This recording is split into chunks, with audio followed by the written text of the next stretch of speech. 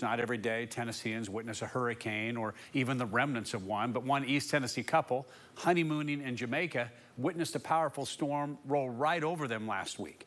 6 News reporter Dominic Webster spoke with the newlyweds now that they're home safe after experiencing the full force of Hurricane Beryl.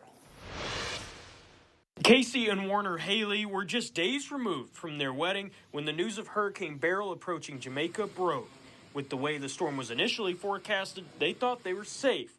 That was until they saw people leaving the island. Tuesday morning, we went out snorkeling and kayaking, and by the time we got back, it was lunch, and the forecast had completely changed to hit the whole island. And so we tried to get off. We went to the airport, and every counter was telling us, there's no way back. You're going to have to ride it out here.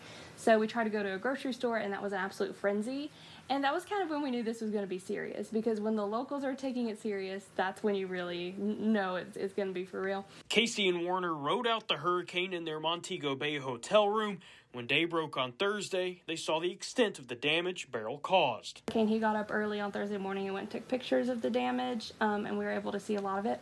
It was pretty shocking, and I think one of the more shocking things is that all the workers were already out and already on recovery mode, trying to pick up the damages that were done, trying to clean up the area so that all the visitors didn't feel like they were walking over leaves and coconuts throughout the whole way. Warner not looking at the negatives that could have come out of the situation. Instead, I like to look on the positives of the fun times we did have, the safety that the hotel provided for us, and how well we were treated by the staffs, even through a natural disaster, and all the good times I had with her. Casey added the hurricane was a rough experience and grateful that the damage wasn't much worse in the Montego Bay area. In Knoxville, Dominic Webster, 6 on your side.